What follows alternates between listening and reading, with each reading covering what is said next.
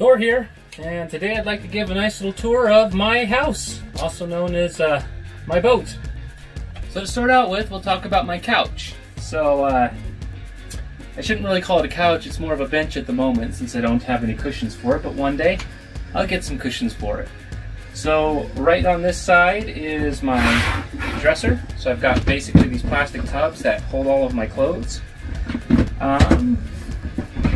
And then right here is my refrigerator, which isn't the easiest thing to get out, but it's not terrible. It just rolls out. I built a board, put it on a board, and it's got rollers that hold it. But it's a big refrigerator for such a small boat. Tilt the camera over a little bit so you can see it all. So this part is the freezer, this part is the fridge, and yeah, tons of food down in here. It's absolutely fantastic. I'll grab the camera. And that's my refrigerator freezer right here. So I've got deep set stuff for, you know, whatever I need in there, and then of course the freezer goes all the way down. And then the freezer over on this side kind of stops because that's where everything, kind of all the guts are, which the guts are right here. I'm actually in the middle of modifying this because it started having some overheating issues in this hotter weather we're having. And, you know, it's always one challenge if not another. And to stow the freezer, it's pretty easy. You just make sure there's nothing in the way. Just shove it in the hole. Make sure you close the latches or my dog will get in there. And slide the rug in front of it. That's it. So also on my back bench, you can see there's some extra storage space back there. Now, when I have the cushion built for this, it will cover that up, but you'll still be able to access all of that.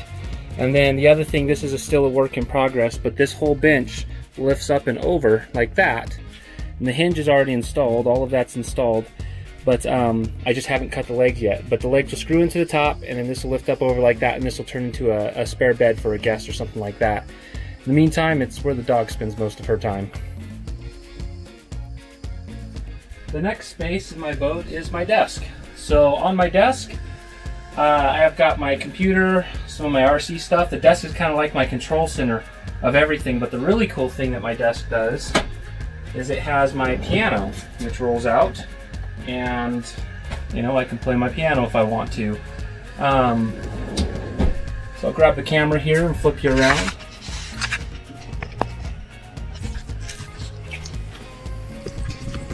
So there's my actual stereo. It's just a 12-volt car stereo, nothing special there.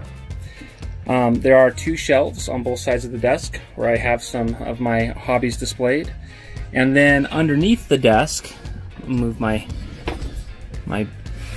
bench here, my stool. That's a 15. There's another 15 right there, and another 15. So those are the speaker cabinets for the stereo. Each one is 300, I think about 350 watts is what each cabinet's rated for. And so I've got these, you know, these amplifiers. One goes to there, the other one goes up there.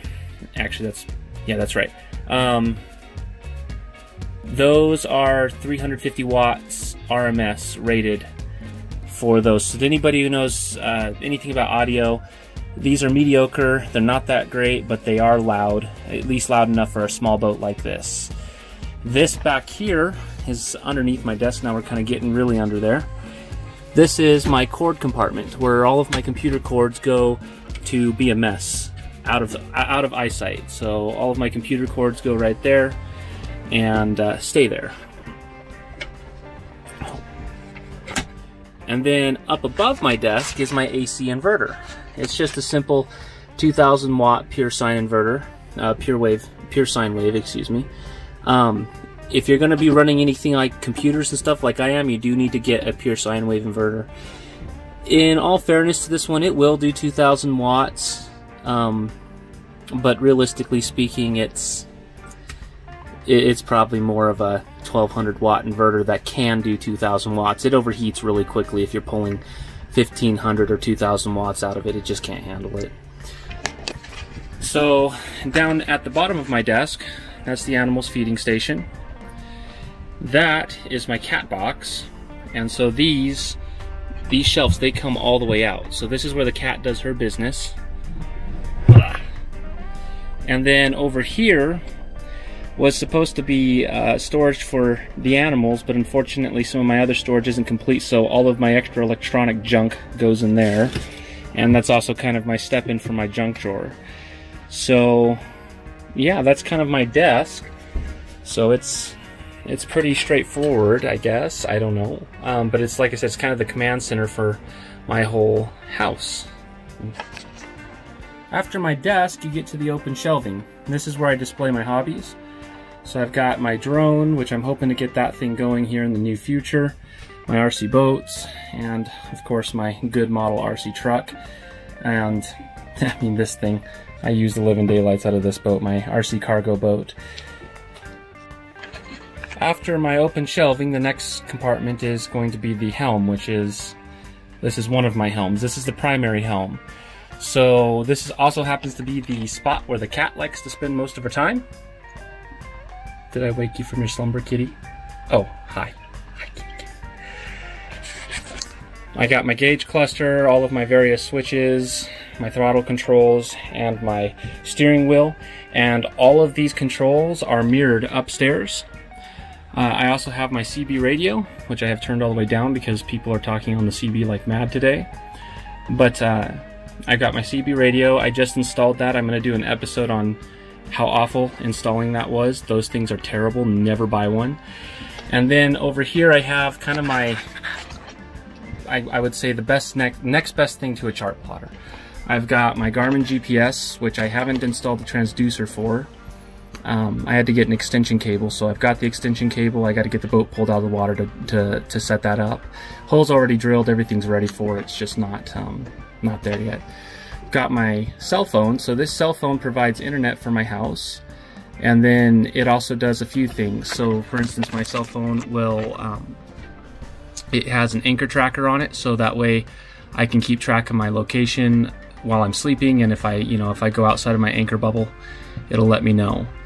Although it's going to go off real quickly here, because I had an 8-foot anchor, 8-foot radius. And that's basically what I use that one for, is mostly just for my GPS speed and heading.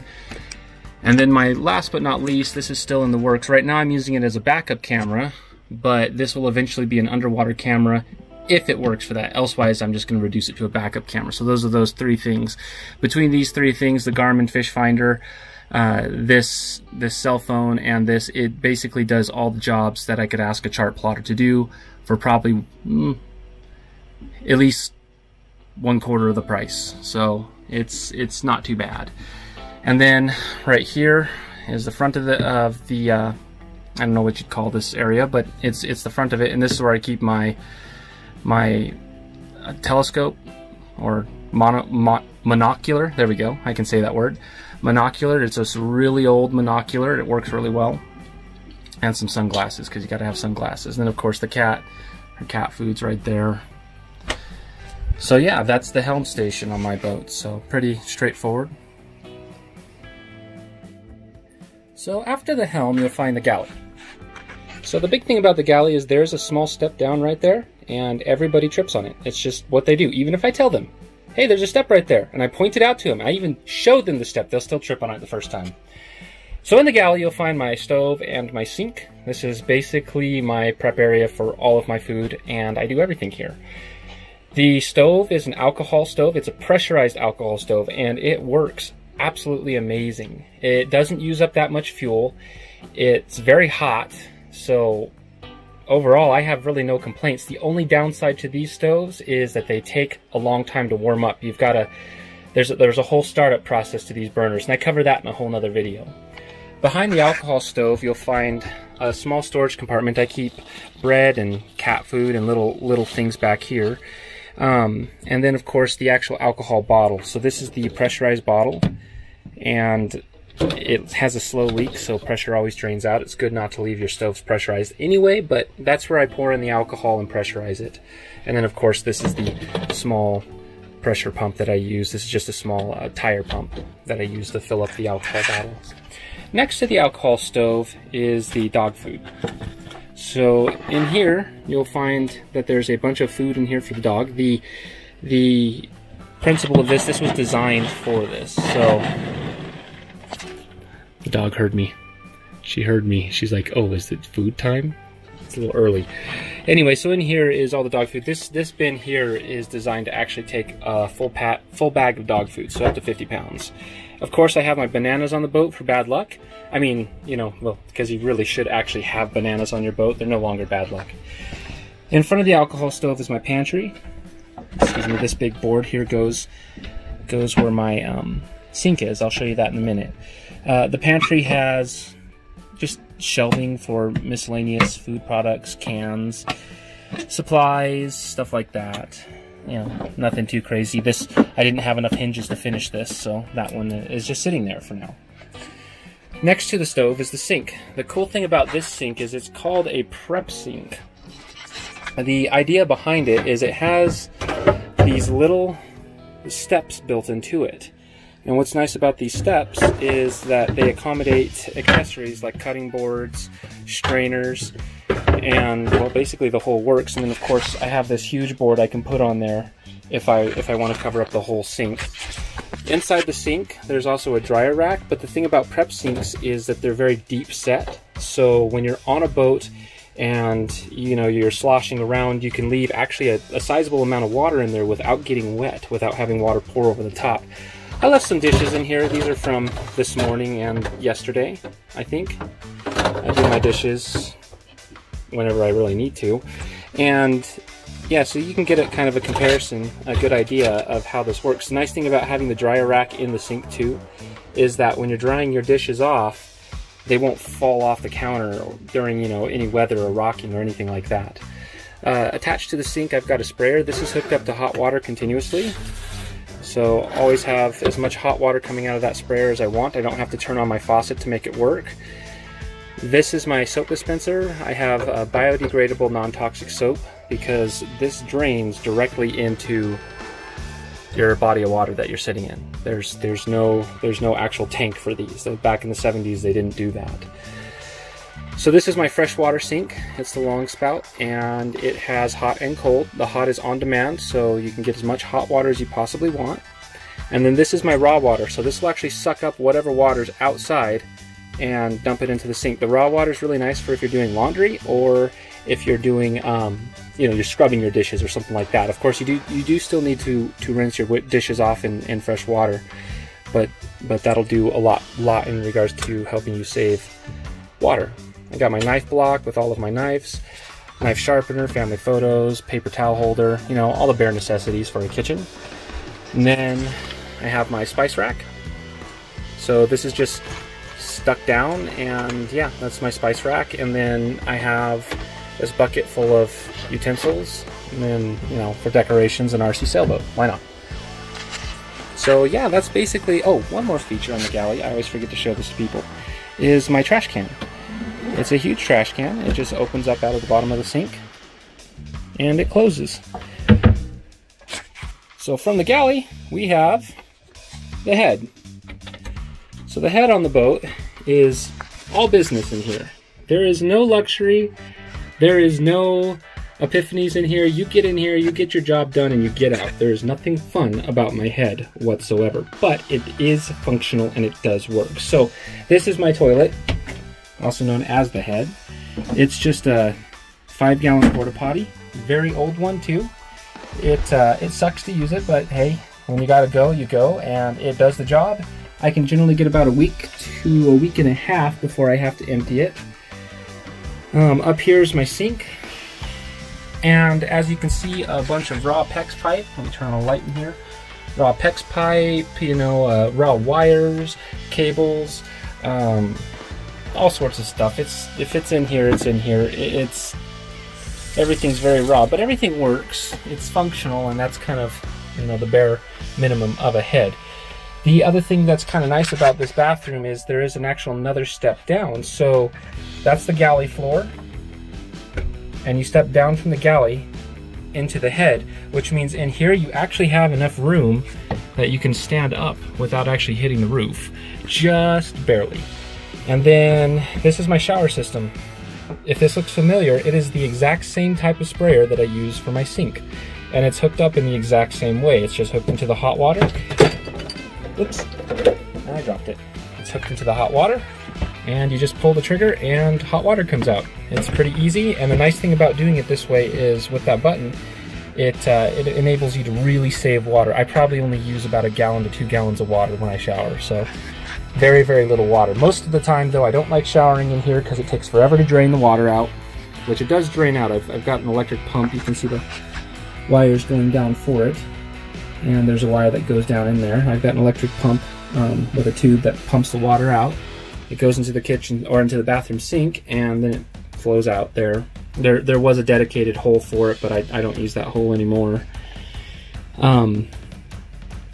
Very simple, straightforward, very basic. Not a fun place to be, but it works. And one day I will be remodeling this. That's a project for another day, but for now, good enough. So from the galley, you have access to the front berth, and this is the only berth on this boat. So originally it would have been a V berth. It is a sit-up only, or sit-down only berth. You can't stand up in here. The front half is all storage. That's all that there is up there. It's just bulk storage for bulk crap. I've got, you know, paperwork up there, boxes, extra propellers, etc., all up there. Underneath the bed, there is some storage down underneath there, and that's really all there is to this berth. The one downside is you do really have to actually have waterproof sheets. I know this sounds absolutely hilarious, but it's true. You have to, because the front deck access is through that hatch right there. And while that hatch is great for the berth, it lets in a lot of fresh air and light, and it also lets in the stars at night. The downside is going in and out of that when you're working the anchor, your feet get wet, and then you'll get your bed wet. So you don't really bother making your bed with this boat. You just kind of throw all your blankets off to one side, and you have waterproof sheets. Now these sheets they do have material on them, but they're not the most comfortable sheets, but they do the job.